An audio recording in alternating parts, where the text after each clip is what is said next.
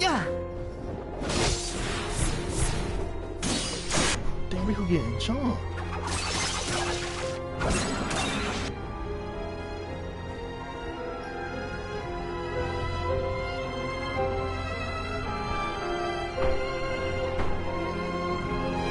D.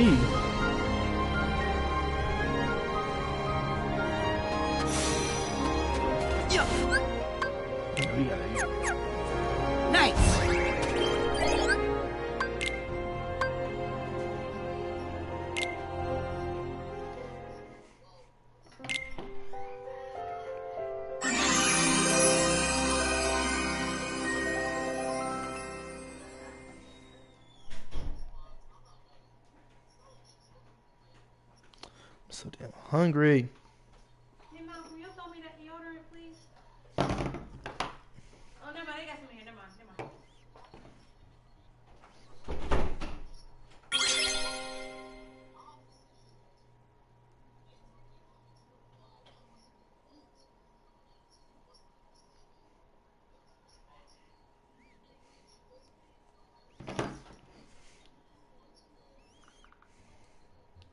What are you watching, Berlin? Some old Ruby TV episode. It's a funny guy. Too bad they fired that dude. What dude? The dude that created it? I mean, the animator for it? The others must be in here somewhere. Yeah. Bro.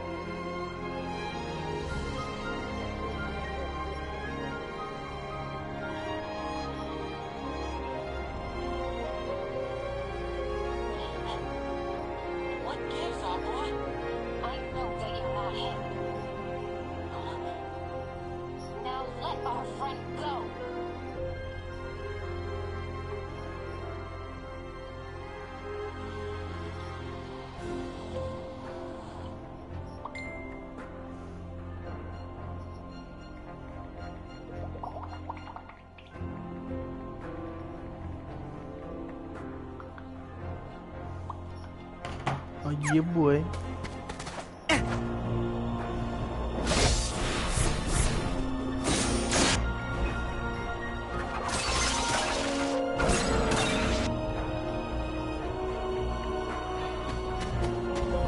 Oh, I guess I need to get through the door before it closes.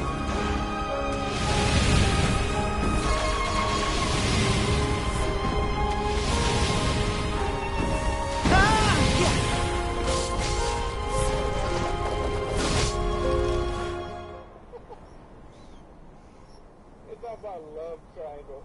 Between John Perry and Rice. They ugly. It really was a love.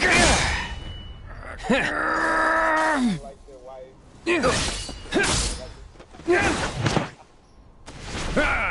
Pure like that nigga Neptune didn't she? White's like, I said White's like Neptune at first. Yeah, she did like Neptune, but she liked she also liked the carrot too. Riku! Like maybe she wanted to be on her. Sora! She ain't like her like that though. Yeah, but you know. Yeah. I will be...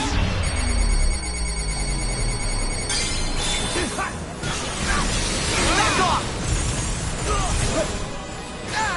Got him!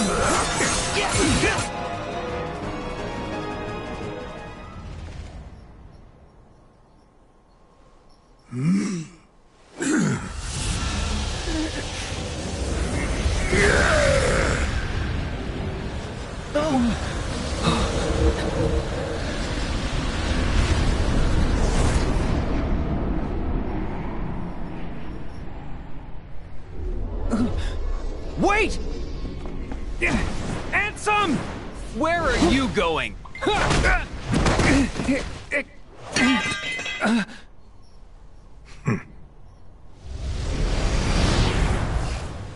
Riku!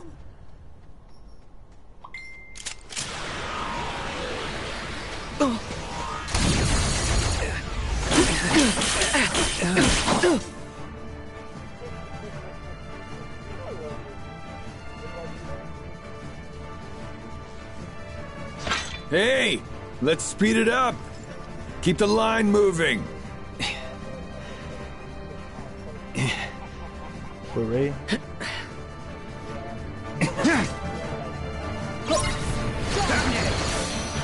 I thought they just started dating now, didn't they?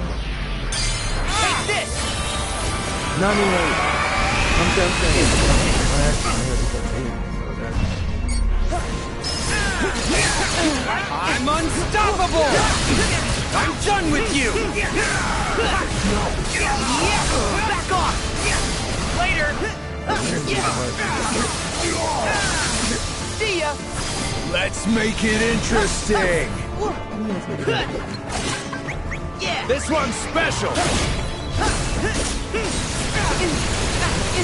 Take this!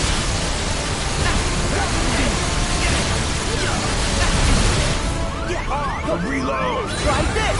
Think fast!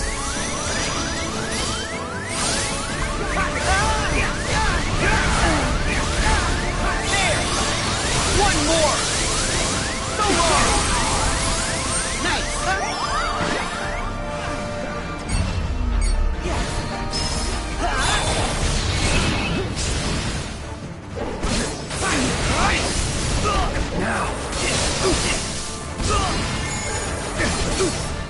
But why?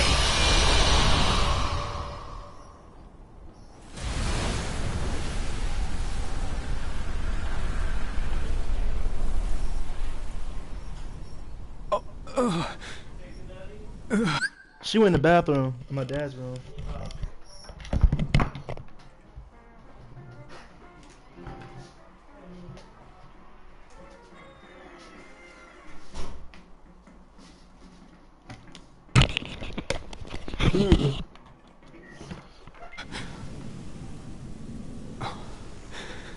You're not real. Huh? I'm the real one. Aren't you my past self? From when Ansem possessed me?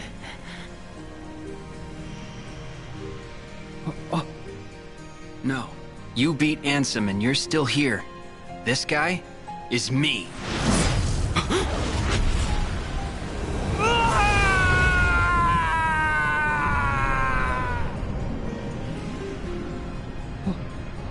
Oh.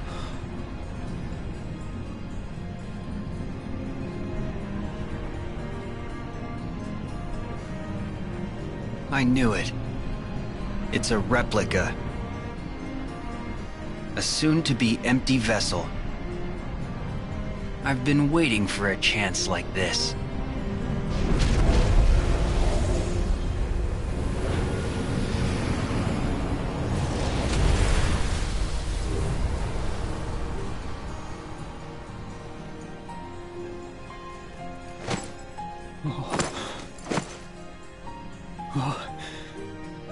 Hey! What are you doing? Take the vessel! No. The world already has you. There's someone else who needs the replica more. You know who I mean. Oh. Namine, you're saving her.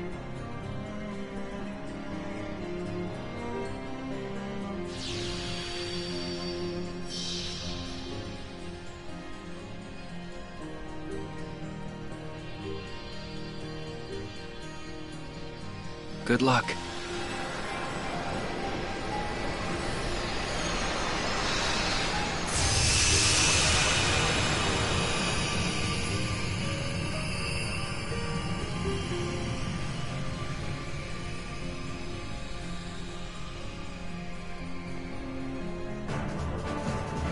Let's make it interesting! Start dancing!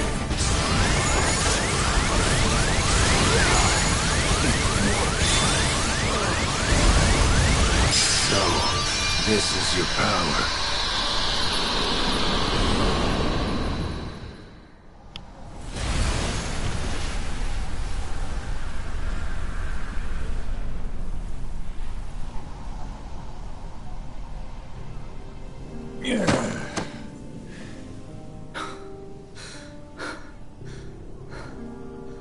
Figures.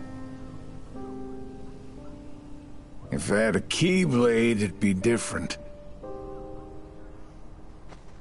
Like you're actually worthy to use one? Oh. I am worthy. What do you mean? The old coot promised to bequeath me his. Why else do you think I would ever put up with all his nonsense? It'd be wasted on you. As if. What?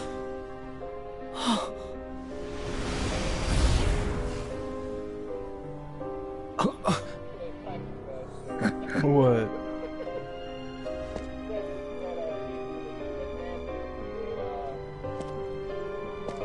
I'm supposed to practice it.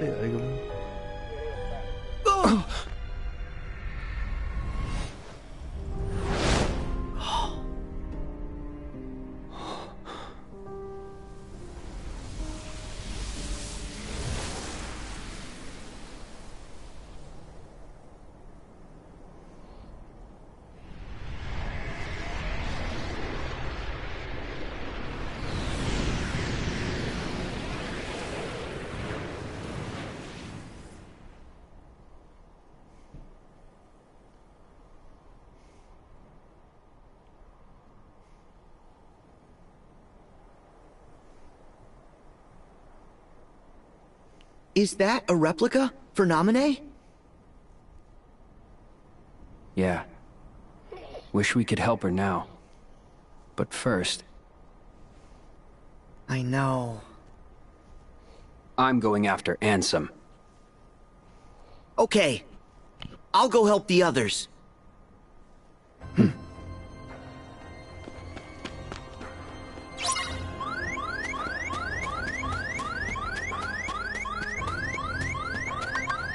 Yeah!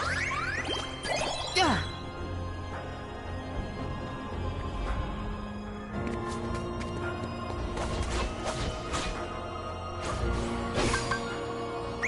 Nice!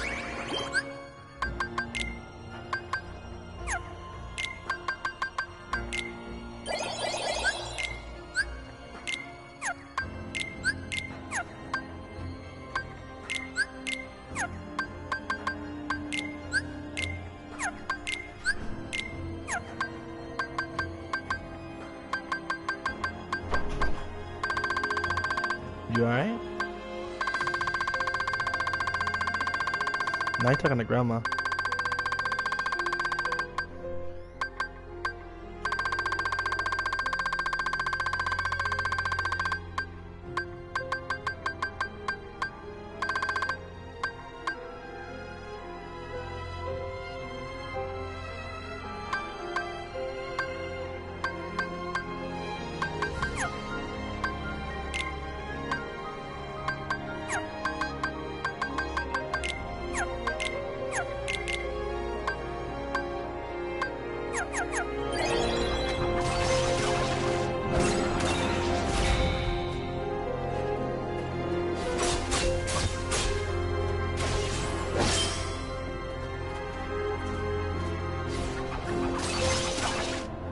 Jumping, Mickey boy.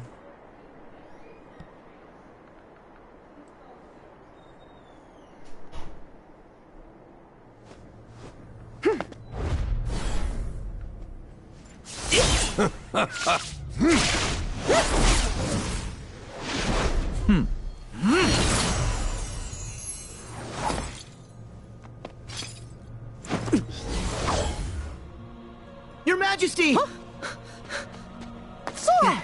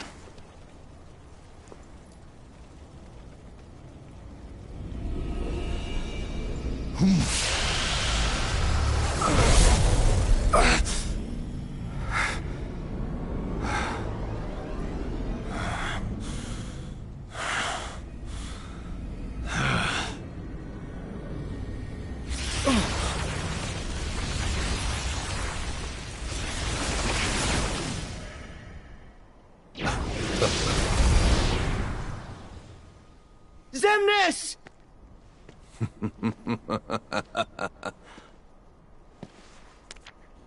Exactly what I needed.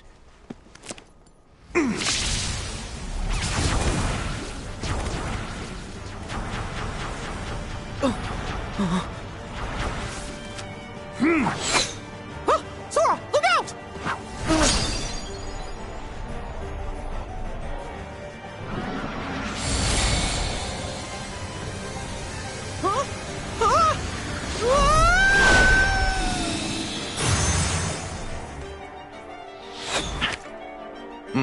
No!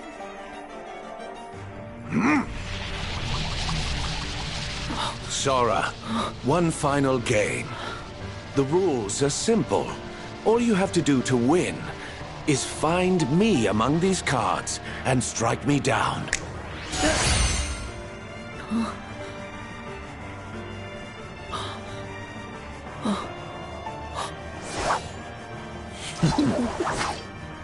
Don't worry. I'll get you out!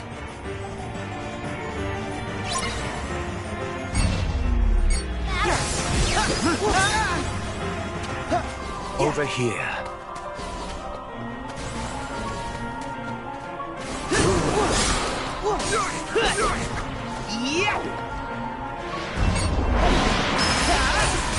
It's more See ya! over here.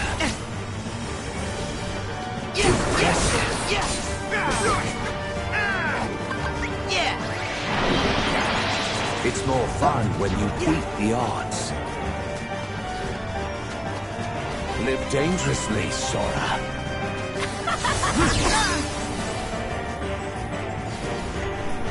Impressive.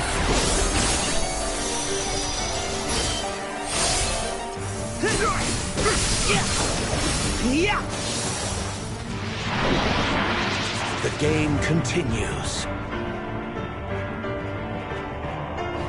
Live dangerously, Sora. What's the matter?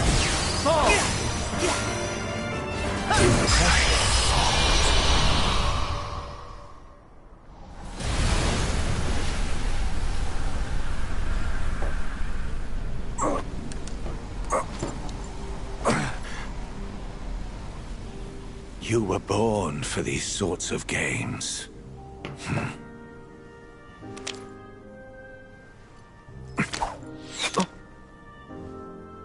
What's this?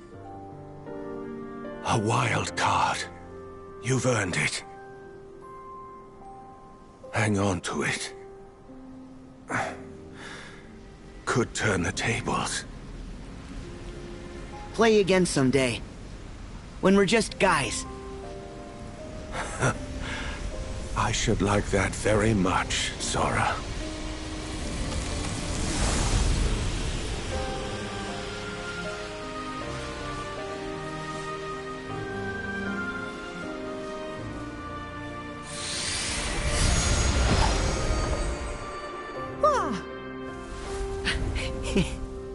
Thanks.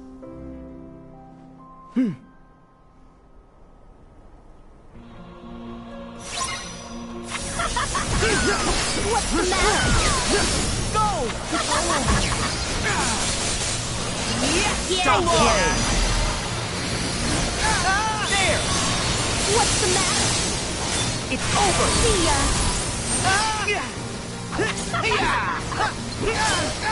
What's the matter? It's time to finish it! This is for you!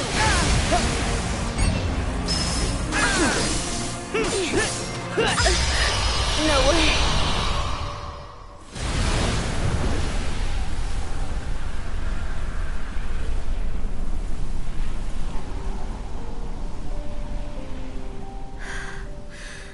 Are you kidding?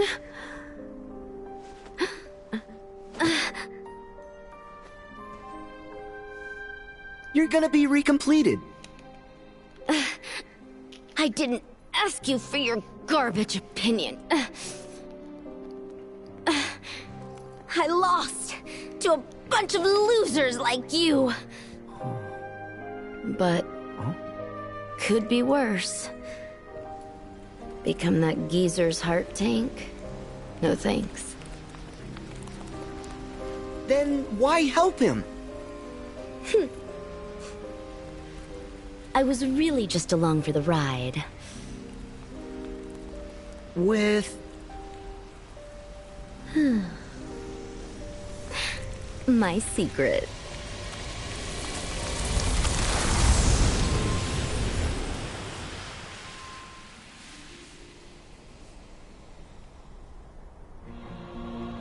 The end is nigh!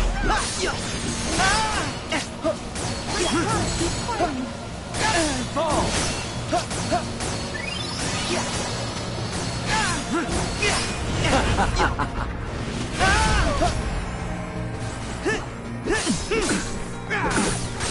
Yeah, take this! This is your heart.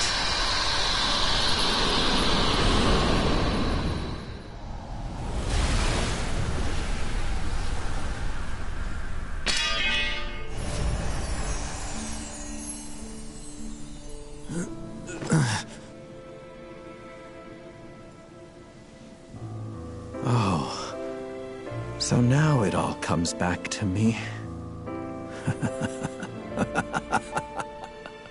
Hey, is that a real laugh? Yes. My heart is remembering how to feel. Really? That's good. And now I am on the cusp of reclaiming my identity, my purpose for being.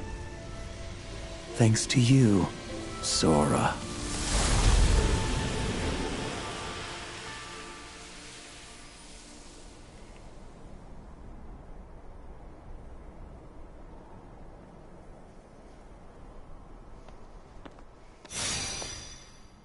Sora, I'll go after Xemnas, while you go find the others.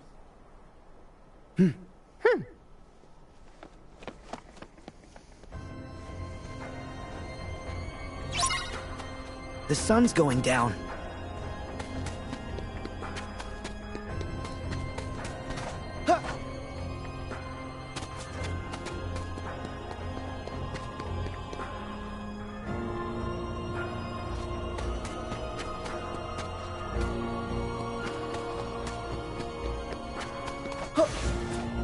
Yeah.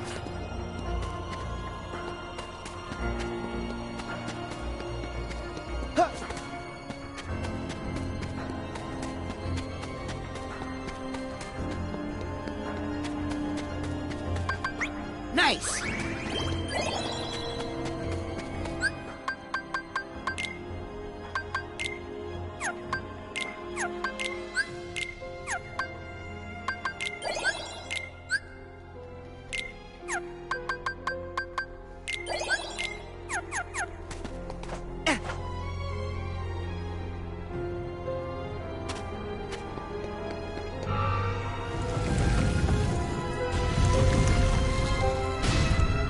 So these panels in the floor are switches for the doors.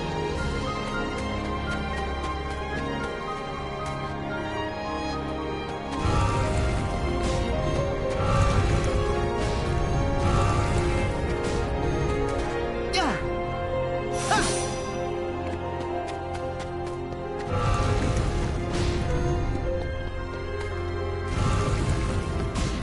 Yeah.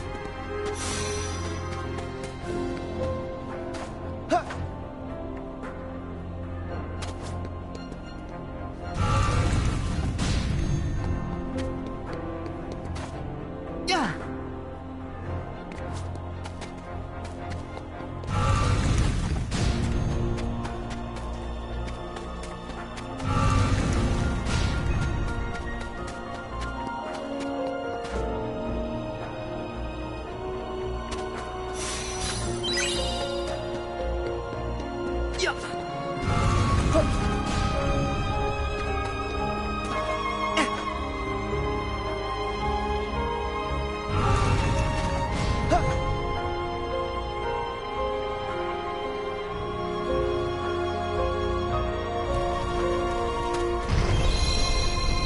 Yeah.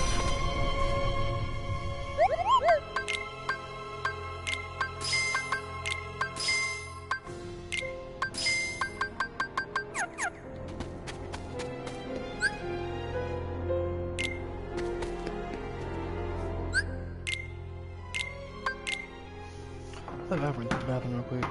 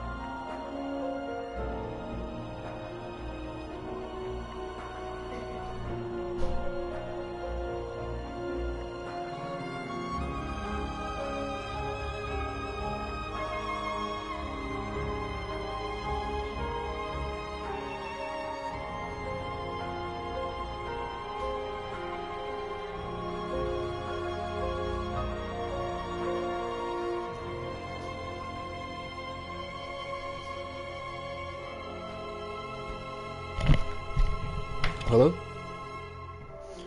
Yeah, what What y'all boys doing? Cool.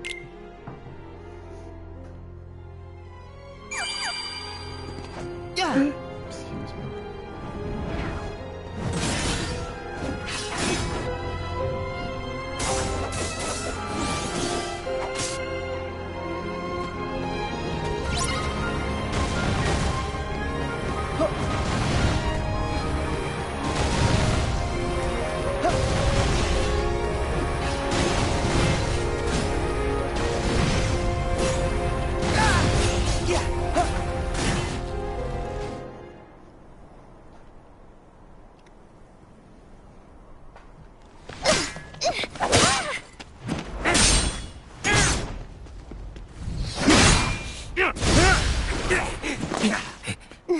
Kyrie! Axel! Sora!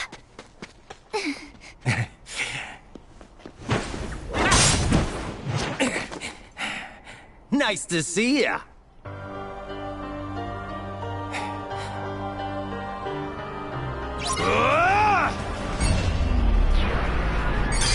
It's over!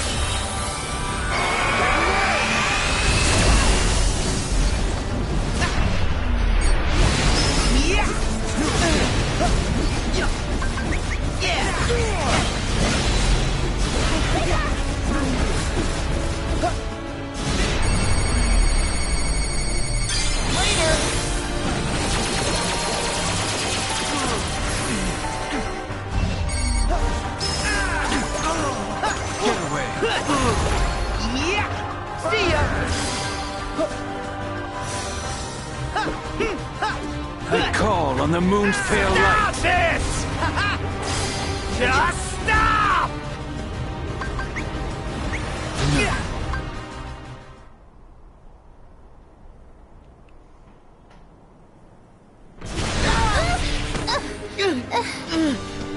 Stop it! Isa!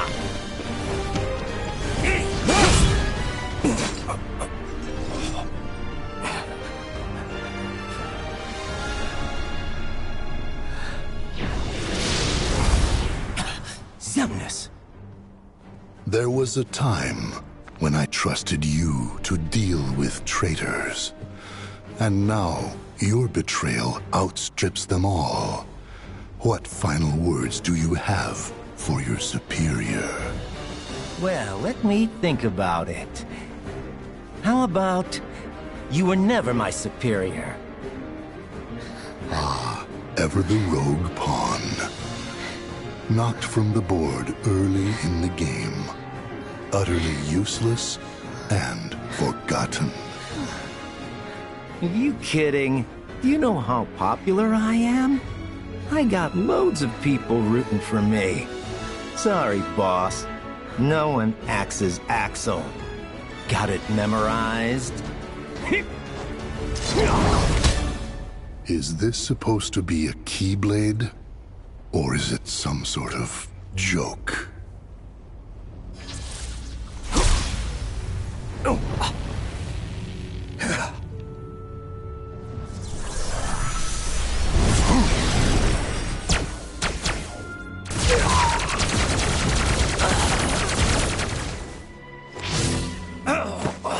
Our plans have been dashed by you. Far more times than I care to count. Now it ends. I will purge that light in you. With darkness. Changing sides again? We need him alive. You know that. We only need his heart in order to forge the key. We do not need his soul. Oh, but that's right. You were friends. Then, you take his life.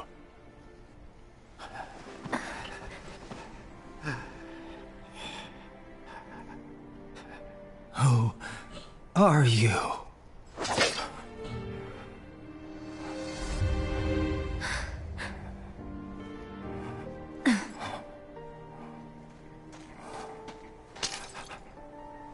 Don't do this.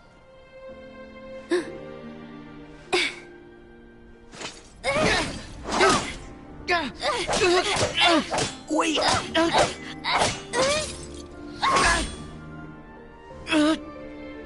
It's all right! You can stop now! It's all right! Shion!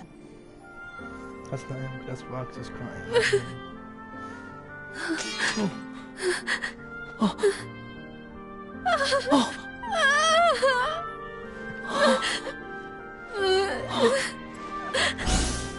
Useless puppet.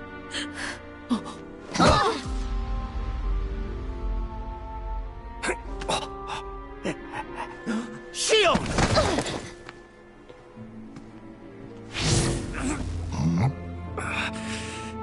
Your Keyblade is no more. And still you think you can play at being a guardian of light? You can wait your turn. Also ran.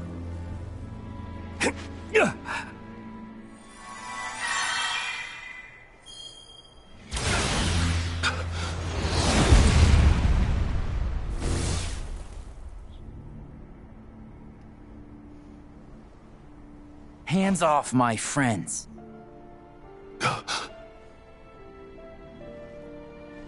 It cannot be.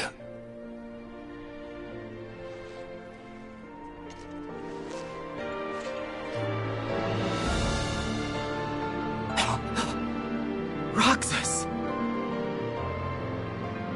My turn.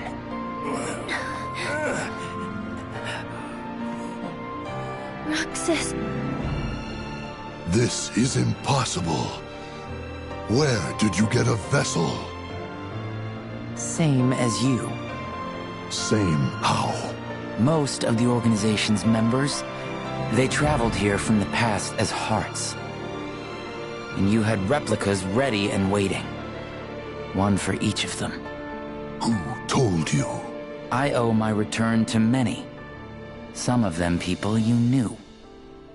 Ansem the Wise. Zexion. And others too.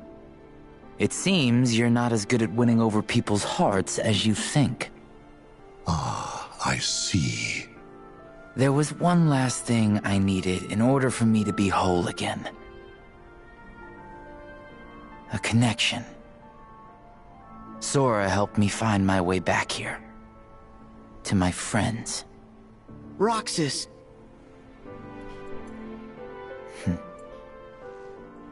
I don't need hearts. I will scatter them all to the winds.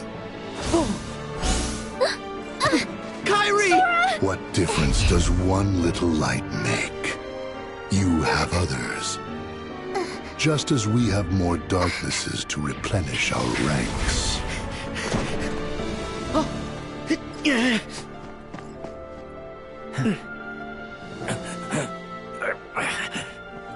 Rest, Axel.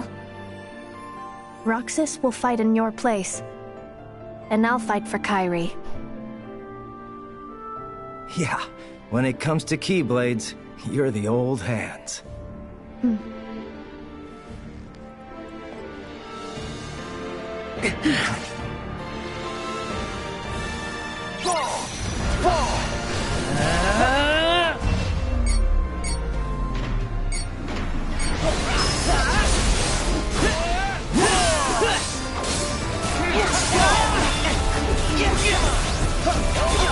Over here! Yes! Yes! Over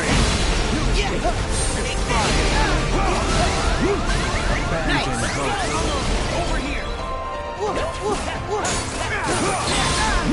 It's over. Yeah! You escaped. Over here! Nice! Heal! Let's go! Here we go!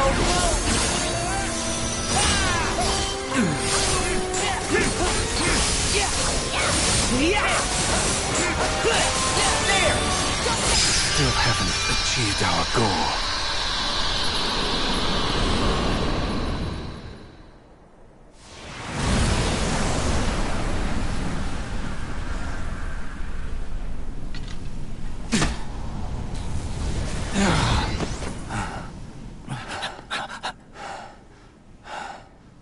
Why so sad? You let them reduce you to this? I thought you outgrew the marks under your eyes. So? Huh? Ain't nobody here. Well, she texted me and told me she loved me earlier. That's good. Did she text you? Nope. Well, she never does that, so I started thinking maybe she wants something or is she okay? I might call her. She's probably supposed to tell you that she loves you. There's nothing wrong with it. She just never does it. Yeah. That's all. He looks so fucking cute when he sleeps, man. You need to feed him more, Malcolm, and give him more water. That cat was licking stuff up off the floor yesterday. I wasn't here. I know, but you need to tell people, hey, can you at least look after my cat? Or if they don't, then take him with you. He's your baby. You have to care good for him. I got like 3 dogs in my mom's house. I can't take him. I don't want to hear that. Once you choose a pet, or once the pet chooses you, you have responsibility. He's your baby. He's your son. Take care of him. You licking water off the floor. And I hope it was water too. He's not dead, so maybe it was water. You don't want him to get worms or, God forbid, poison from doing all that. You better love on him and feed him, Malcolm. Because nobody, like, if you don't say nothing, ain't nobody's thinking about feeding the cat all the time. You know what I mean? Yeah, I know. Not trying to be green. No, they don't feed soldiers. I understand that. My dog died and I wasn't there because my daddy killed her before I could get to her. End up like me. Be there for your babies. And I had her since I was 8 years old. Can you imagine how I felt?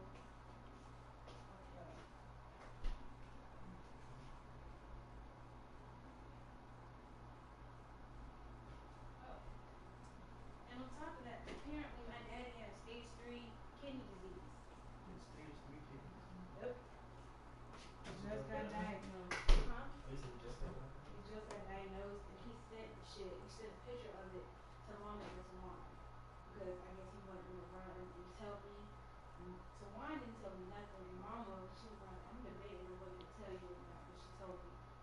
So I was like, what is it? I think it's stage 3 kidney.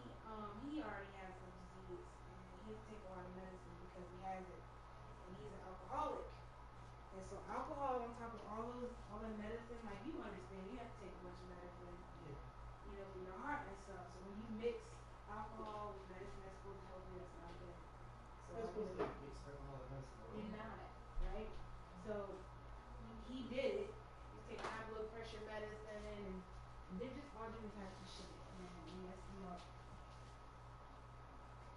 When did Aubrey leave? She was sent on vacation. Did she ride me back today? Where did they go? Where did he go to work? I think that's what work tomorrow. I'm gonna call him and check around and see what's up with my nugget. Might ask can I lay in your room. And she might know something else.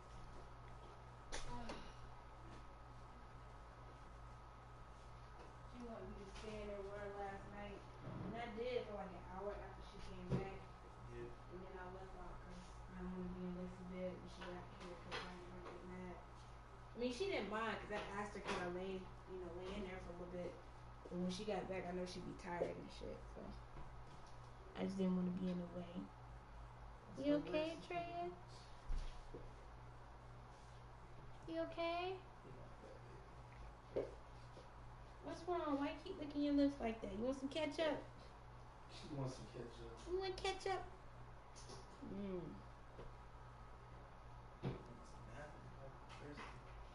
Give him some water. Yeah. What is that? Treya. Come on.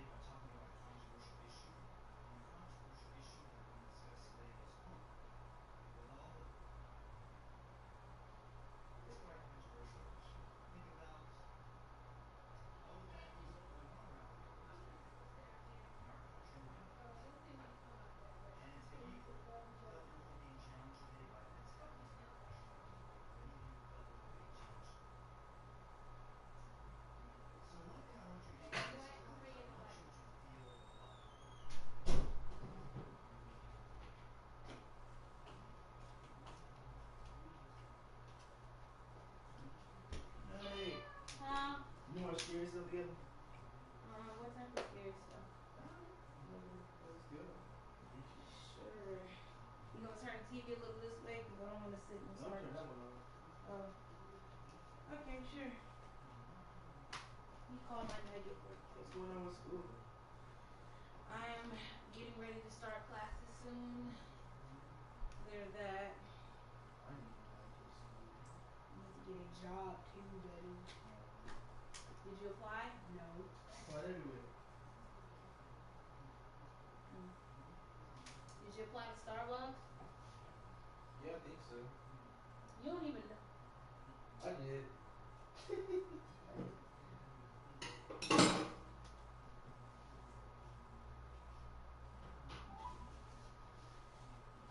My left stroke adjustment. I'm stroke. Oh, they were in the spider.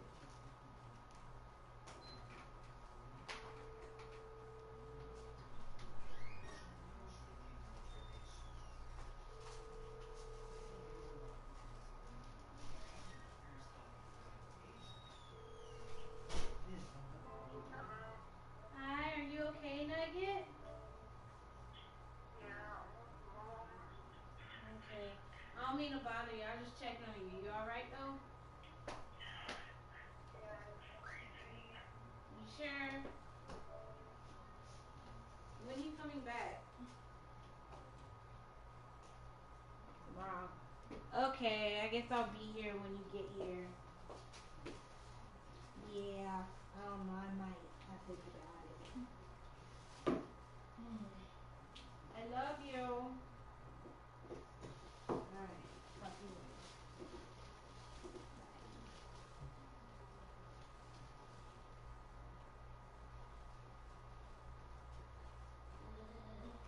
Hello, Sally. Hello.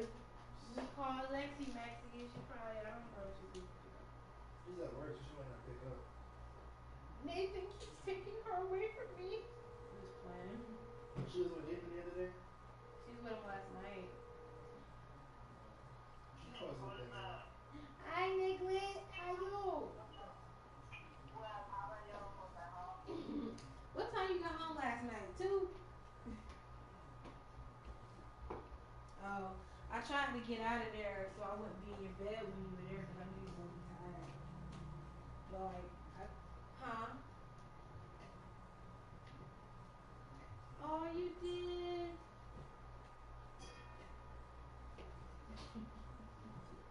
Yeah, Aubrey wanted me to stay in there with her for a little bit, so I stayed for like an hour, but I was knocked out. So I took the Tylenol PM and some NyQuil.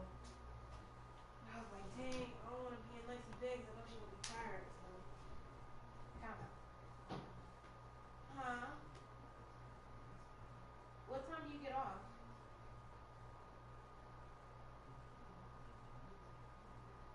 What time do you get off? Okay, bitch. I think about it. Love you. Be careful. Don't get fired. Okay, love you. Bye.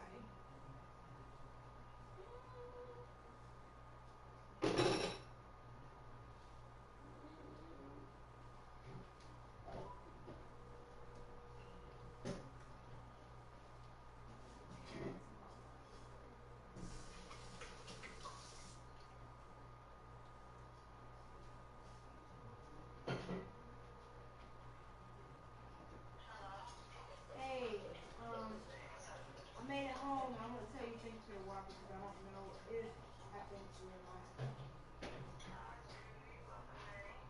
I'm finna eat it now. I took a shower, I took a dump, so now I'm happy.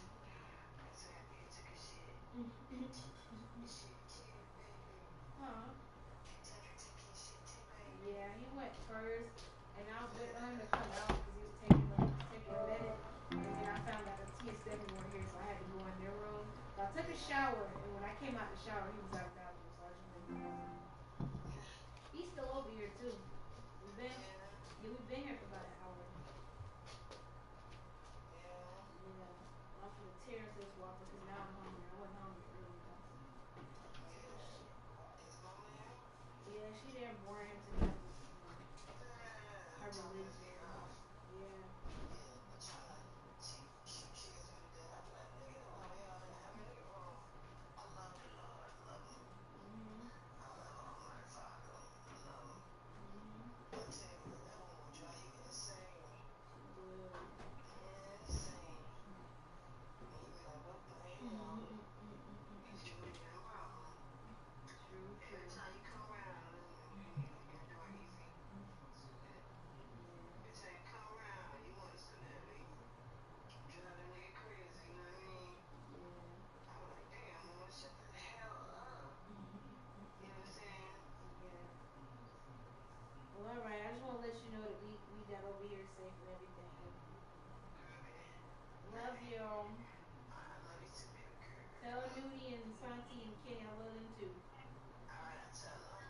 careful and make sure you get some rest, Wanda, please.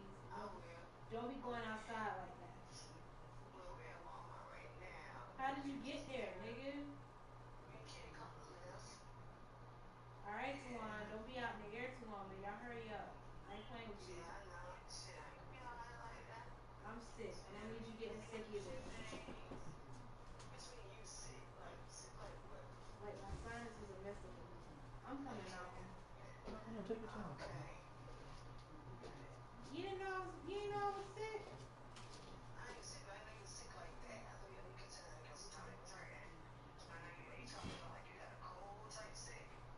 I don't have a cold. I don't think it's a cold. I just think it's like sinuses and like a nasal drip or whatever. But it's not contagious. So I would have been in your face like that if it was contagious.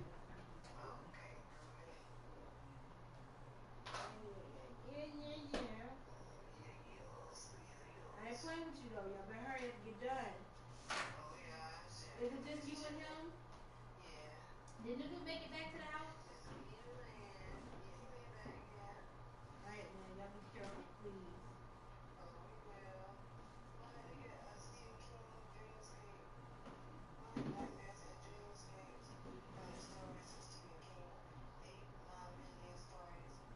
Yeah, that's a good book.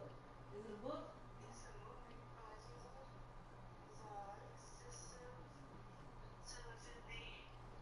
I thought you were gonna say 1750. I'd be like, you better put that bitch down.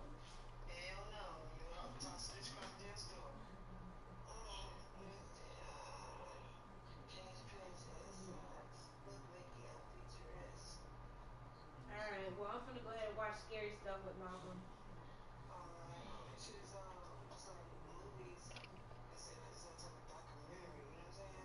Yeah. If you want it, get it. It sounds interesting. I have so much to watch.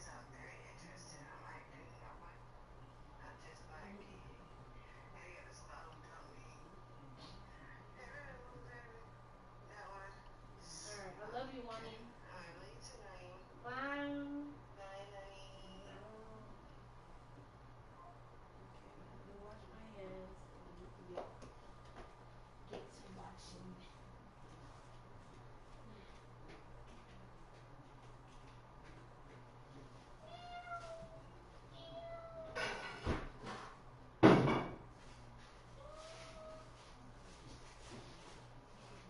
Got all this shit. I want this. Got your girls, I got my niggas for you. So your girls, I'm fucking and live in the fast lane. Almost every night. Things. Get the nigga money exchange. Just running games. I ain't running games at 2 a.m. I want this girl. I want this girl.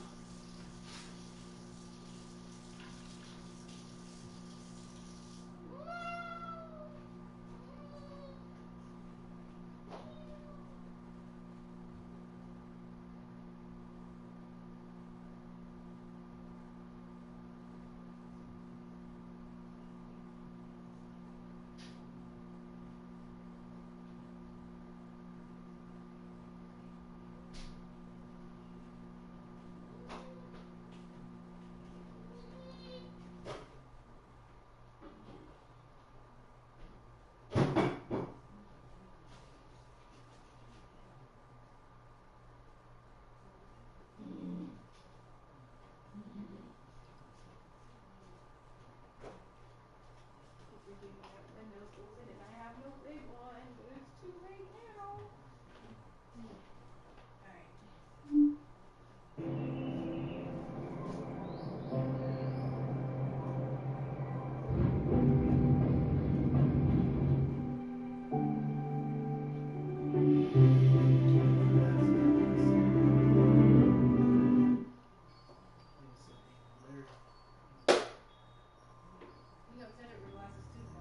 I recently moved out to attend university in a different town, so I rented a flat where I live alone.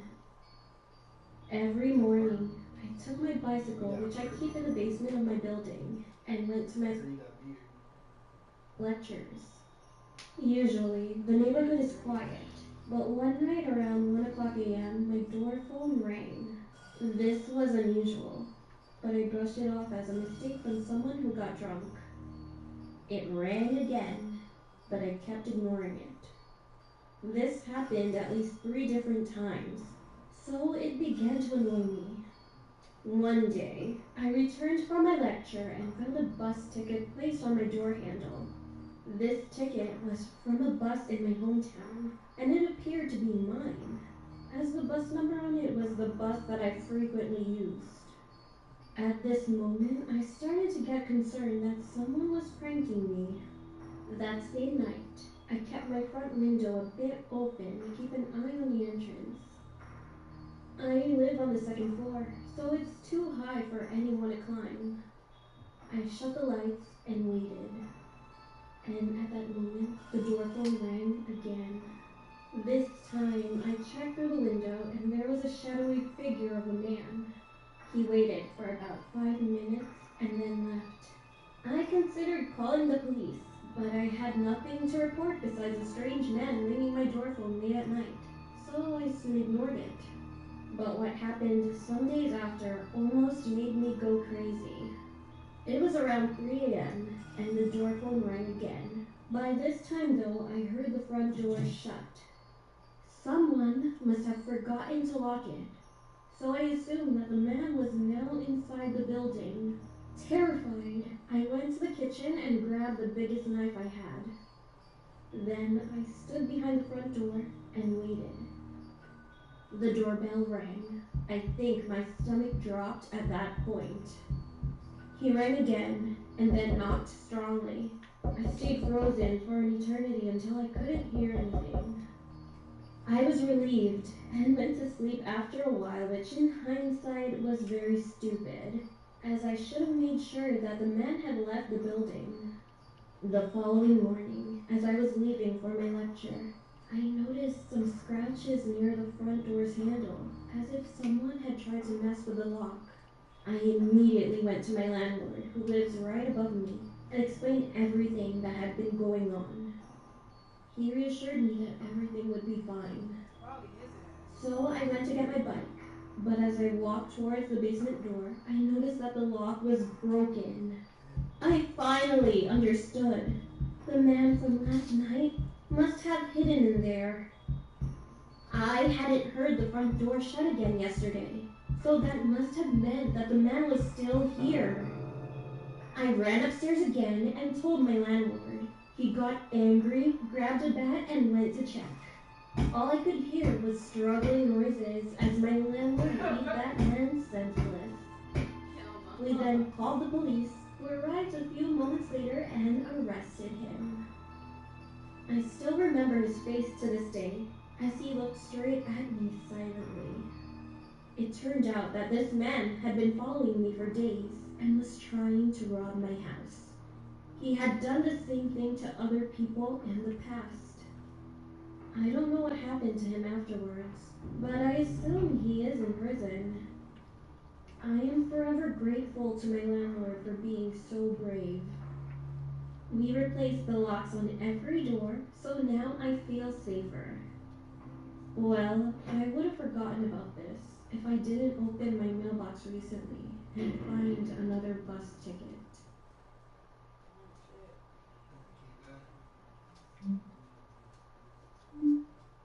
Hurry in tonight for Longhorn's legendary flavors. Our new limited time blackened salmon with our smoky 18-ounce alcohol ribeye and our rich and savory flows filet. That's how steak is done. Longhorn Steakhouse. You can't fake steak.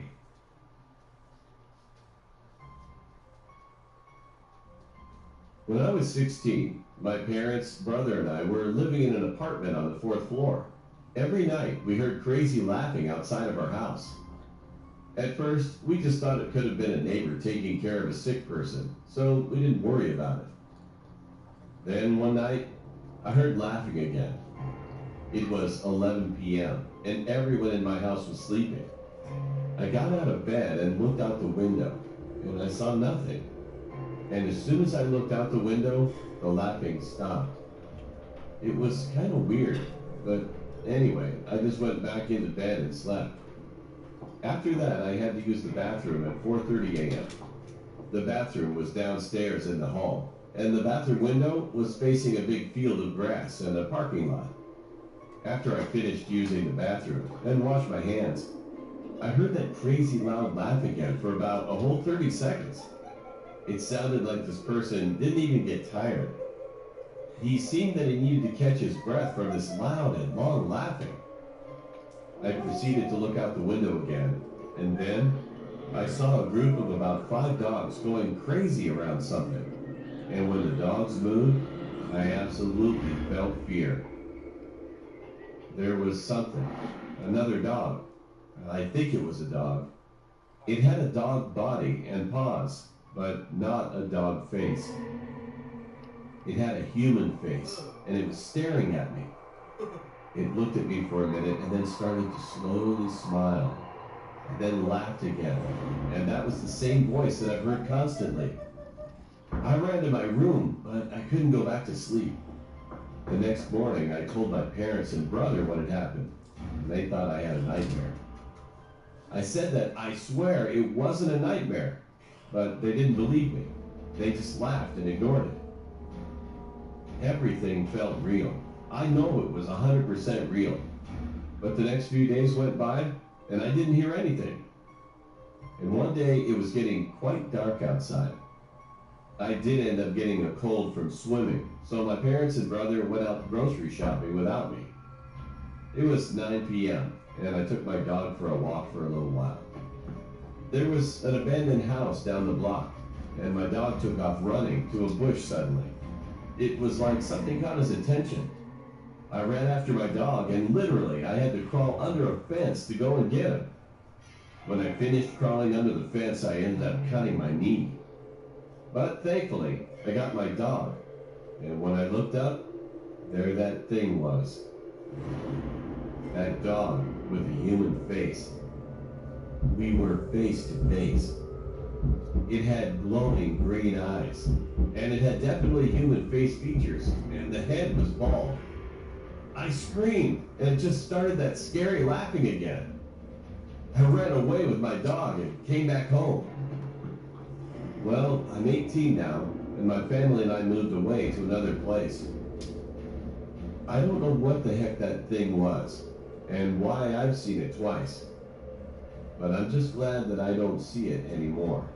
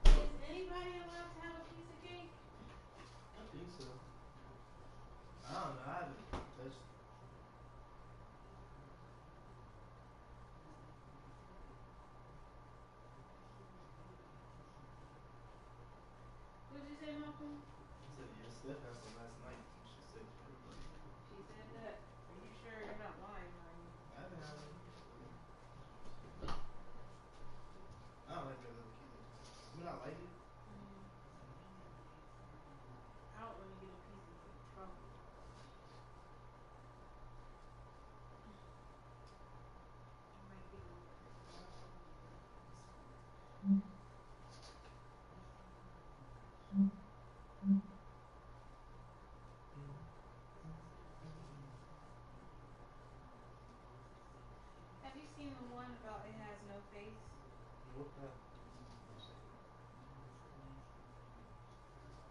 Andreas, come here. Come here.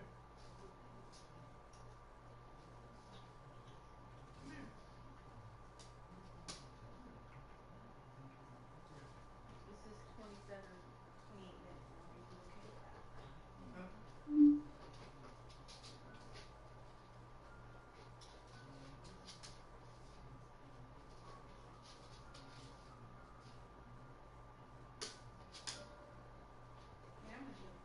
Everyone has Are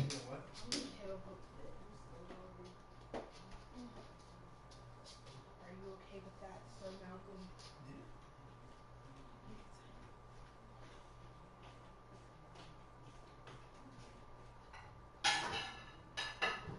Ain't running games, but it's 2 a.m. I want it, girl. I know you do. I want it, girl.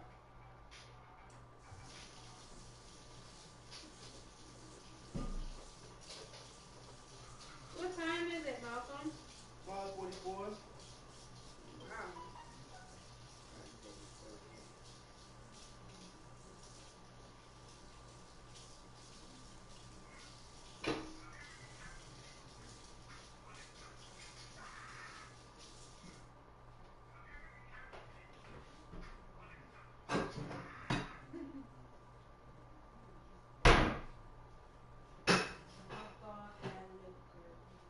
Can't trust these hoes, but you look so different, girl.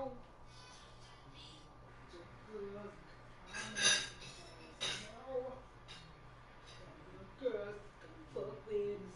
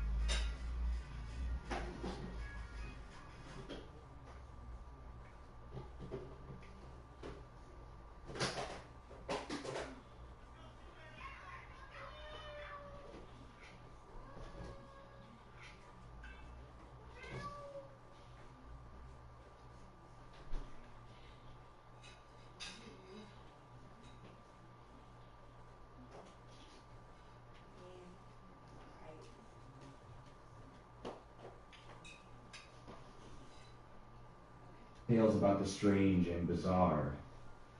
My story is about how my ski mask saved my life and continues to save my life to this very day.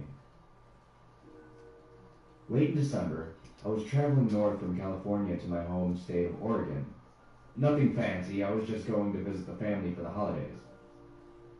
On my way north, I hit a small snowstorm. Nothing awful, just a lot of snow falling at once. I wasn't worried about the small increase of snow at first, considering I had snow tires installed before I started my long journey home. I did, however, get a little hesitant to drive when the snow started to really come down. The large amount of falling snow coupled with the large amount of already littering the ground as I traveled higher into the mountains caused me to consider finding a place to stay for the night.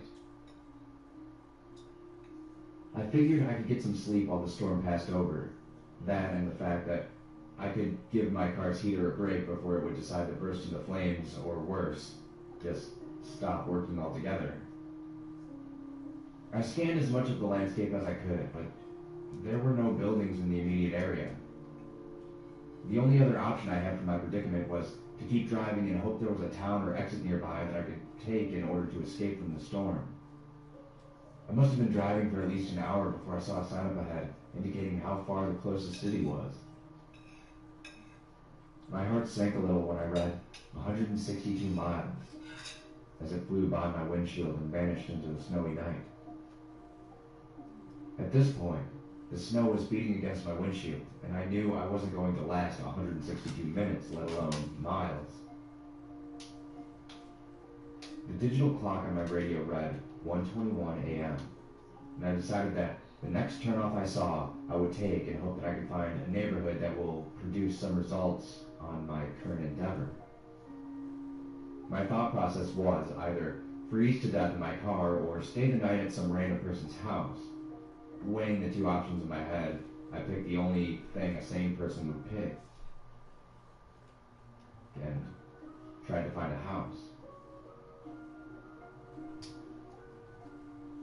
Another 30 minutes flew by and still no luck finding a place to pull off.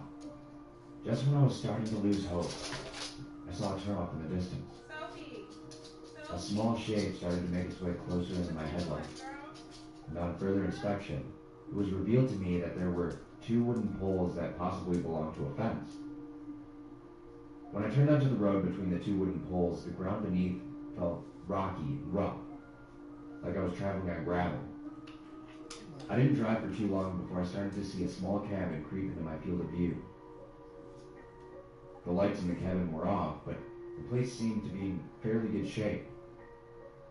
I parked my car under a tall, wild-looking tree that took residence on the cabin's front lawn. Getting out of my car, I immediately grabbed my extra jacket and put it on, also pulling the ski mask I wore around my neck up over my ears to keep heat around my face. After putting my cap snug on my head, I trudged up to the cabin. As I traveled through the cold, windy night up to what I felt was my salvation, I immediately regretted not getting any gloves in my hands. Despite the irritation I had with my hands, my face and the rest of my body were comfortably warm, so I didn't have much room to complain. I stuffed my frozen hands deep into my pockets and continued my journey across the cabin's lawn. As I made my way to the door, I noticed something a bit odd. There was no indication of life anywhere. There wasn't even a car in the front yard. Taking my right hand out of my pocket, I knocked 3 times, waiting patiently before saying, "Hello? Is anybody there? I'm sorry to bother you so late at night, but I need a place to stay for a few hours." Nothing answered my plea for help, so I knocked 3 more times on the door, hitting my knuckles harder against the aged wood of the entrance. "Hello?" I said, again a little louder before continuing with, "I'm not here to rob you or anything. I just need a place to stay for the rest of the night. I promise I will be gone by sunrise." As I finished my last sentence, I touched the ornate metal door handle, noticing that the door seemed to be unlocked. I said in a loud voice, "I'm coming in now. If there's anybody in there, please let me know." I pressed the metal lever down, finding it a bit odd that the door was unlocked, and opened the door with little resistance on the other end, closing it behind me with about the same resistance despite the fact the door was really, really old. Looking around the area, I noticed the cabin had 5 rooms: the living room, which was the largest, a small kitchen, an even smaller washroom, and what I assumed were 2 small bedrooms in the back. No lights were on inside this cozy cabin, making it almost perfectly dark if my eyes weren't already adjusted to the darkness from outside. I decided the best thing to do would be to search for a light switch, so I took out my phone and turned on the flashlight app to scan the walls. Of course, my scan produced no results, however, and at the risk of losing precious battery power on my phone, I decided the best option would be to turn off the light and put my phone on airplane mode. Before turning off my light, I studied the paintings hanging on the wall that I glossed over in the initial scan.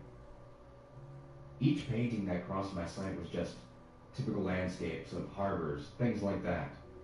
There was a painting that looked like a fox hunter, something similar, but other than that, it was just typical paintings you would see hanging on the walls around an elderly person's home. There was one painting, however, that did catch my attention. The painting was small and consisted of what looked like 2 adults: a mother, father, a teenage girl, and a small child.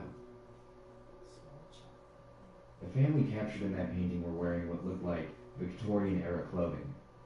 I'm only guessing about the clothes. I mean, they could have been from the 1800s or early 20th century.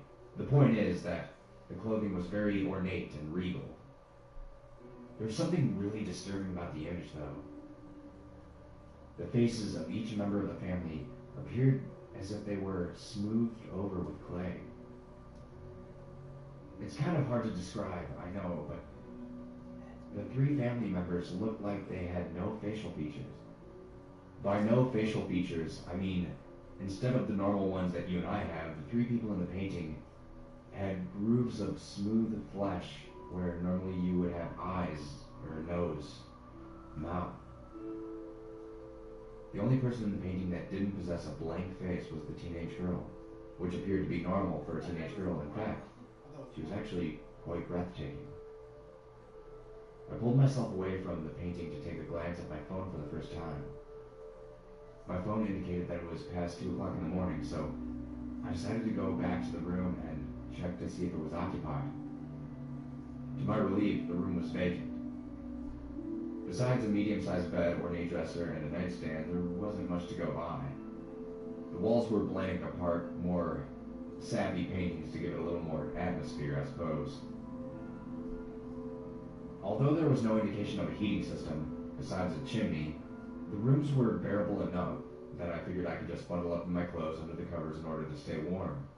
I was only going to be there for a few hours anyway, so there wasn't much point in starting a fire, plus the people who owned the cabin would be back tonight considering how late it was. I hopped into the worn-out bed, facing the open door next to the other door, which I assumed was a closet, and pulled my ski mask completely up over my face to make sure my head would stay nice and warm for the rest of my stay. Pulling the fabric of my mask down slightly, I set the alarm on my phone for 4:30 a.m. and put it back down on the nightstand. I covered my face again and bundled up tightly with the sheets, closing my eyes and letting dreamland take me away until I woke up after what only felt like minutes, to the sound of scratching. My body froze as I heard the noise over and over again, softly coming from the closed door. I tried to relax, thinking that all the noises that I heard was just probably a rat or some other animal that was spending the night in the closet while the cabin's owners were away. Quietly, I shifted onto my back, pulling my ski mask down slightly so a little slit appeared, giving me a small window to look out of it. What was there? I laid on the bed, stiff as a board, with my cap and my mask covering my face in such a way that it acted almost like a visor, giving me a small peek at what was in the darkness. Thankfully, my eyes were still adjusted to the dark, which gave me a small amount of reassurance as I continued looking in the direction of the scratching noise. The scratching continued, louder and louder for what seemed like minutes until, just like that, it stopped. Silence filled the room again, but it wasn't a safe kind of silence. The deafening silence in the room was foreboding, ominous sort of silence. The vacuum of sound in the air was the type of silence that happens in a movie just before something jumps out at you. Just when I began to calm myself down, the doorknob to the closet began to jiggle and turn very slightly. My heart was racing out of my chest as I saw and heard that knob turn, and every inch of my body wanted to just bolt out of bed and out of that cabin before whatever was on the other side of that door got out after me. I lay perfectly still on the bed, despite the fact that I had a cocktail of adrenaline, nerves, and instincts telling me to get the hell out of there. My eyes widened as the door to the closet opened slightly, and I saw what looked like a dried head attached to an elongated neck pop out of the opening, accompanied by a skeletal body. The thing that was emerging from the closet crawled on all fours out of the doorway and slowly made its way to the bed that I was sleeping in. I had never been more frightened in my whole entire life as the thing stood up, almost touching the ceiling of the cabin, and looking down in my direction. The creature stood there, studying me, as I peeked through the thin slits in my mask. Pure terror swirling around in my mind as I glanced up at the body of the creature. Looking at the creature's skeletal face, I noticed that it had no eyes within its head, which led me to believe that it couldn't even see me even though I could see it. Just when the idea of not being able to see me started to give me a little comfort, the creature began to speak. The creature whispered softly as it continued to watch me, and then spoke again. It had no fear of me. It continued to say in a hoarse tone as it began to breathe loudly, continuing to look at me and gripping down on the edge of my bed. Feeling the creature's bony hand touch the edge of my bed caused my brain to go into complete panic mode.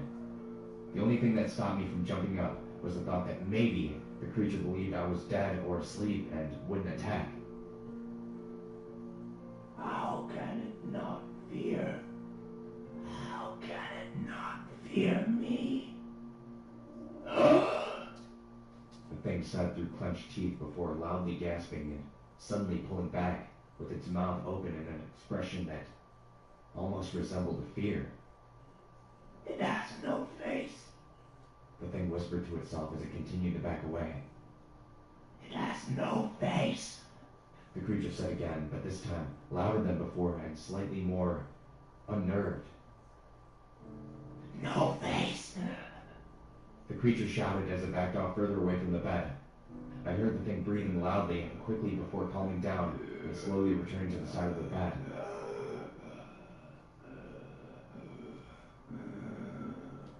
Leaning over me slowly, the creature continued to look at me before softly beginning to breathe on my face. I could smell its foul breath even through my mask. The smell was so powerful that it took all my strength not to gag as a reflex to the awful stench. In my mind, I made the choice to keep motionless, and did not do or say anything that would compromise whatever illusion I was giving the thing that was currently studying me.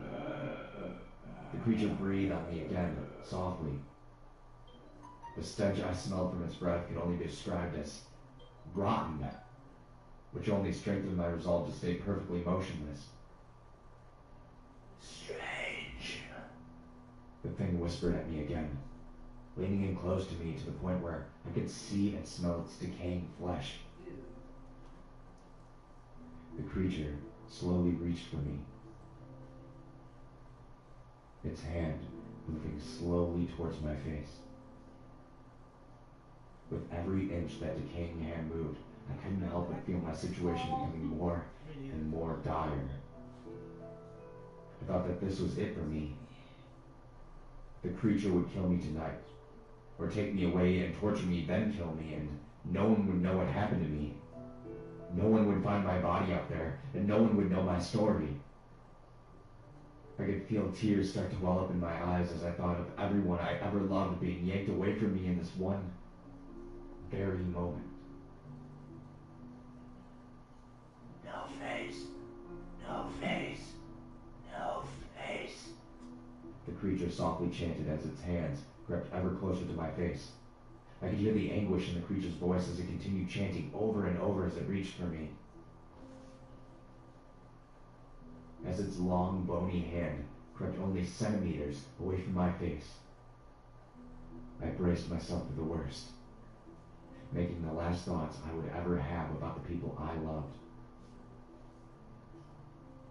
Just as I thought my life was all over, a sudden loud noise erupted from the room, filling the ear closest to the nightstand with a flood of beeps and causing the creature to scream and jump back. As the noise continued, the creature threw itself back against the wall, shrieking uncontrollably in terror as it stumbled back towards the closet. I was dumbstruck for a second, before the thought came to me that I had set my alarm at 4:30, which must have been the source of all the noise. I jumped out of the bed, grabbed my phone, and pointed the lit-up screen at the monster as the alarm continued to ring loudly. The loud ringing caused the monster to shriek even more in confusion and terror as it retreated quicker as I approached. Seeing my chance, I activated my phone's flashlight and put it on strobe in order to disorientate the monster further. No face! No face! No face! No face! The creature shrieked at me as it withdrew to the safety of the closet. I continued to shine my light on the creature, and for the added effect, I started playing loud music as I continued to jam my phone into the monster's direction like a lion tamer. The thing threw itself into the dark recesses of the closet, and I shoved the door back, locking it after I slammed it closed. The shrieks coming from the monster started to get fainter and fainter, like it was almost retreating deeper into the house. No face! No face! No face! I could hear the creature yell out as it got further and further away. After hearing the last retreating words of the thing that terrified me the whole night, I bolted from the cabin at breakneck speed, jumping into my car and floored it off the gravel road. I was shaking all over as I drove. And when I pulled my ski mask further down to expose my skin, I was as white as the snow that littered the ground. I was so frightened by the whole experience as soon as I pulled into the first town I saw, I parked my car and began to sob uncontrollably for a while. The experience that I had just been through would scar me for life, but as I wept in my car in the parking lot of a convenience store, I couldn't help but start to laugh a little in between my fits of crying. I got through my ordeal without so much as a scratch on me. Well, aside from the mental scratches, I was fine. I was alive, and I didn't have to worry anymore. After I finished with my whole episode of crying and laughing like an insane person, I entered the store, sniffling and wiping away the rest of my emotions. As I continued into the store, the cashier looked up at me and traced my direction with his eyes before continuing with what he was doing. The store was mostly empty. Aside from an elderly couple, I was the only customer in there. "A rough night?" the cashier said with one eyebrow cocked up while he scanned my items. "You have no idea," I said, looking out the window at the sun breaking over the horizon. "I noticed you looked a bit upset when you came in. What happened? You get dumped or something?" he said, looking up at me as the register computed how much I owed him. Looking at the young man behind the register, he seemed to be a little younger than I was, although that didn't say much because even though I'm 22, I do look younger than my actual age. I looked at the cashier's name tag for a second before feeling that I had nothing to lose by telling him about the night I just had. The small name on his ID read Evan. And as I finished telling him my frightening tale, something odd happened. I expected him to burst out laughing or say that I was the best liar he had ever talked to. Instead of doing any of that, Evan just stood there. His skin, milk white as he stared at me with an expression so horrified, he gave me the impression that he had just witnessed something get run over by a train or something. "Evan, you alright?" I said, looking into his eyes while we both just stood there, silently. "What? Oh, yeah, it's just, Evan began to say before his thoughts trailed off due to a new feeling that we were both being watched. I began to feel eyes burn into the back of my head before turning around to see the old couple I glanced at when I entered the store beforehand. The old couple possessed the same horrified expression that Evan had just a few seconds ago. They must have heard the whole story I told. After a few moments of silence, the old couple asked me what I knew about the cabin, to which I couldn't really say. I gave them the best description I could about what I saw. The couple proceeded to tell me about the cabin, how long it had been there, and that it was haunted by a presence so terrifying that the place was condemned and left to rot away after so many people disappeared there. They told me that no one who ever stayed in that cabin has ever been seen alive again, if they've ever been seen at all after their visit. One of my best friends stayed the night in that cabin, Evan said quietly as he stared off into the distance, but continued his thoughts with, "I refused to go into the cabin. I knew something bad would happen if we went. I tried so hard to convince him that the dare was stupid and to not go in, but he refused to be labeled as a chicken and continued with the dare." Evan's eyes began to water as he continued with his story. "I never saw him again after that night. I kept calling his house, but his parents still couldn't find him. We put up flyers, billboards, but we never had any luck. After a few days, we contacted the police, and I told them about the cabin." Evan began to choke down his tears as he clenched his fist. They found him in the basement of that cabin, sprawled out on the floor. His eyes were ripped out of his face. His nose had been removed and his lips were sliced clean off. When they found him, he was naked with an incision in the bottom of his ribcage, down to his pelvis in the middle of his body. All of his organs were extracted from his body, and to add insult to injury, his genitals were sliced clean off. But you want to know the worst part of it all? When the police did the autopsy on the body, they found that he was alive during the whole process. Evan winced as he remembered the whole gruesome sight and said, "They never found who or what did it. There was no DNA evidence to convict anybody. They didn't find the tools that made the incisions, and they didn't find anything." Evan clenched his fist tighter on the table before the old man, listening to our conversation, put his hand on Evan's shoulder to reassure him that it was going to be all right. As he comforted Evan, he looked at me and said, "People have been disappearing from the area for decades. Maybe even centuries for all we know, but the bodies always end the same gruesome way. I don't care who you are. No one deserves something like that happening to them. They should just torch that damn place to the ground." The old lady joined her husband's side and looked at me with the most foreboding face I had ever seen. "If your story is true, you should consider yourself the luckiest man on the face of the earth. In all my years of living, you are the only one to go into that cabin and emerge alive," the woman said, gripping onto her husband's hand tightly as she spoke to me. After hearing the old woman's words, I realized that Evan said the body of his friend was found in the basement, which would explain why the monster's voice got fainter. It would have pulled me into the basement if my phone hadn't gone off. I quickly paid for my items and left the store, more troubled now than I was when I entered. Feeling drowsy due to the lack of sleep and constant adrenaline rush caused by the whole terrible ordeal, I decided to go to a hotel and spend my day sleeping and relaxing to get my mind off things. That night, I sat on the bed in my hotel room and looked at the two items that saved my life.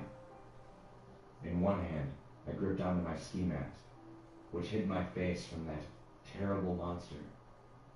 In my other hand, I held my cell phone, which scared away the horrible beast that could have killed me. I decided from that day on, I would always wear my ski mask to bed. It saved my life. That's the least I can do for it. The recent brush with death I just experienced had taught me that life is far too precious to waste, so I decided to ask my best friend Samantha out on a date, and things worked out perfectly. Samantha and I were together for 2 years before I recently asked her for her hand in marriage, which she said yes. Part of me will never ever forget that awful night, and because of it, not only have I been wearing my ski mask to bed every night since then, I've also made it a priority not to live in any type of house that has a basement. As an added safety measure, I started locking every door before going to bed. It's a pain, but you can never be too careful. Despite these crazy precautions, Samantha has accepted my little quirks and has continued to be supportive as we continue our journey through life together. I couldn't be happier with the way things turned out in my life, and I'm so lucky to be with Samantha. Everything's perfect. There's just one thing that bothers me, and I think I might just have to blame my imagination, but sometimes, when I wake up at night, when it's really, really quiet,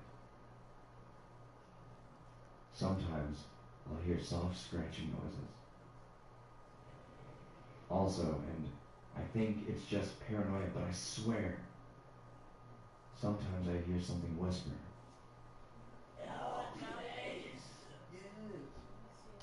From inside my closet.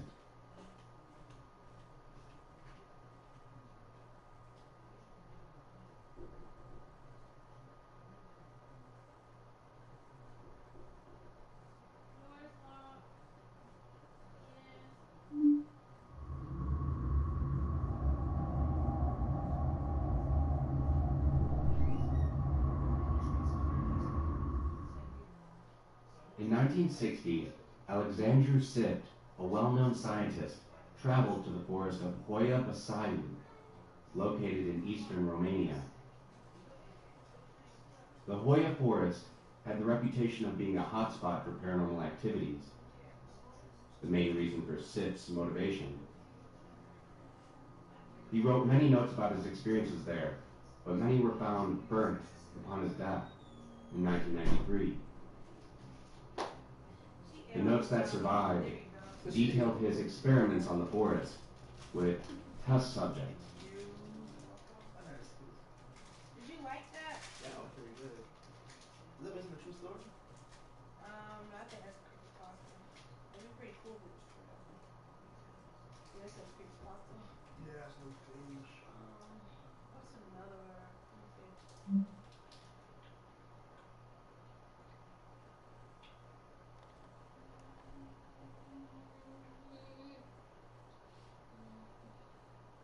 I like his stuff too.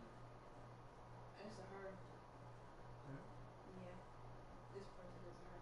What did the dude talking?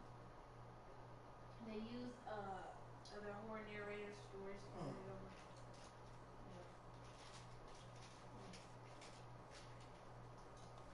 I don't know why her and Mr. Nightmare stopped working together, but there's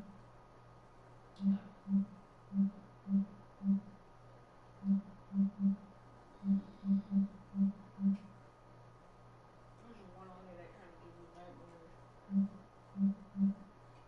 I think it's this one. Give it one. The only thing about her is she don't upload a lot. When she does very rare. Mossy upload a whole lot more than her.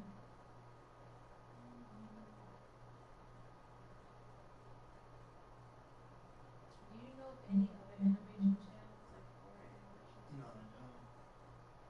I'll go ones you guys know. Nightmare Tales. Let me see if that was actually this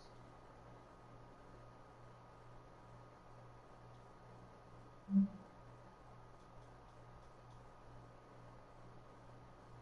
House Party Horror Stories. Watch that one.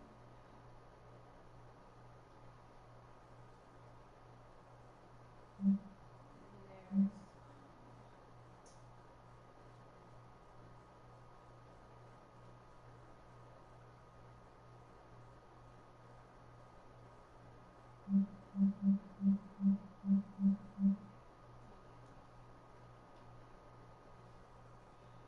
is that the speaker making all that noise?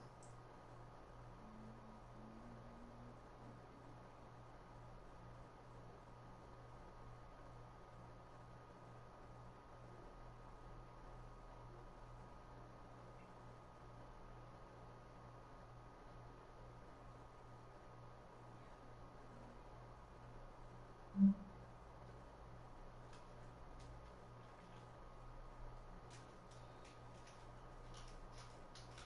If Lady Masquerade could like animate or his channel's already great. I'll just make it greater. He's such a good God, he's a masquerade. he's such a good narrator, man.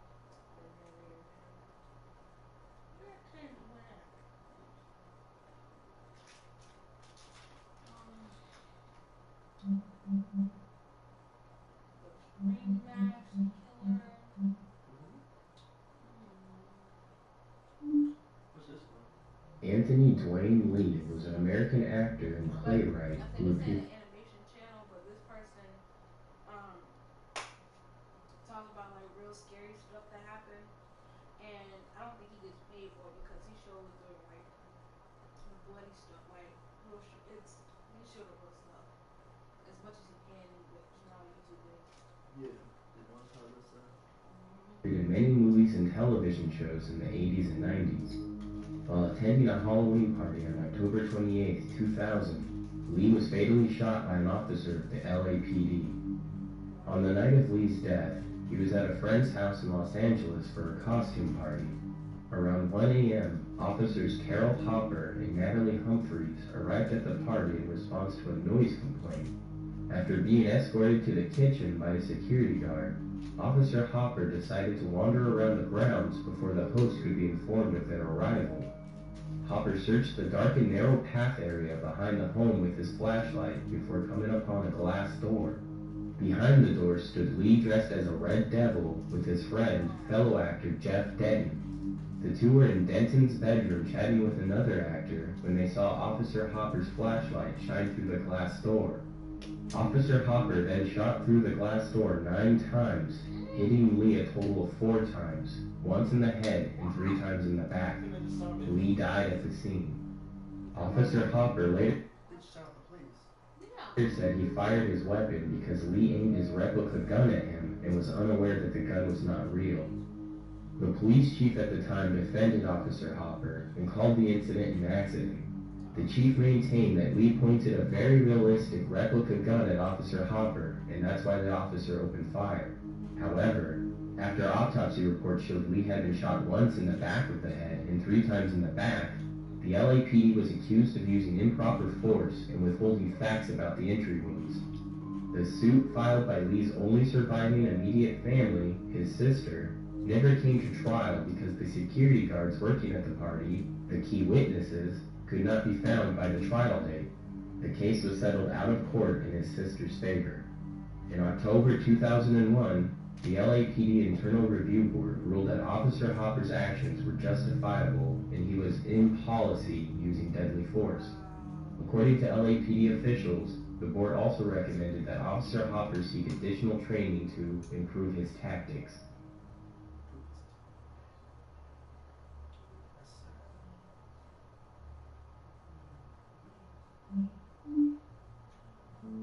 On Halloween night, 1994, 7-year-old Tony Bagley was trick-or-treating with his mom, aunt, and 10-year-old sister when an unknown gunman approached and opened fire on the family. Tony Bagley was shot in the head and later died while on life support in the hospital. While caught up in the excitement of Halloween, 7-year-old Tony ran ahead of his family to a street corner, and that's when the killer struck. As Tony reached the corner, a black man wearing a dark jogging suit ran into the street and began firing. Afterwards, the unknown assailant hopped into a waiting car and drove away with the headlights off. Police suspected the boy's father, Anthony Bagley, who coincidentally was arrested 3 years later for killing someone on the street. Anthony Bagley is currently serving 2 life sentences and has never spoken to police about information on who shot his son. The case remains unsolved.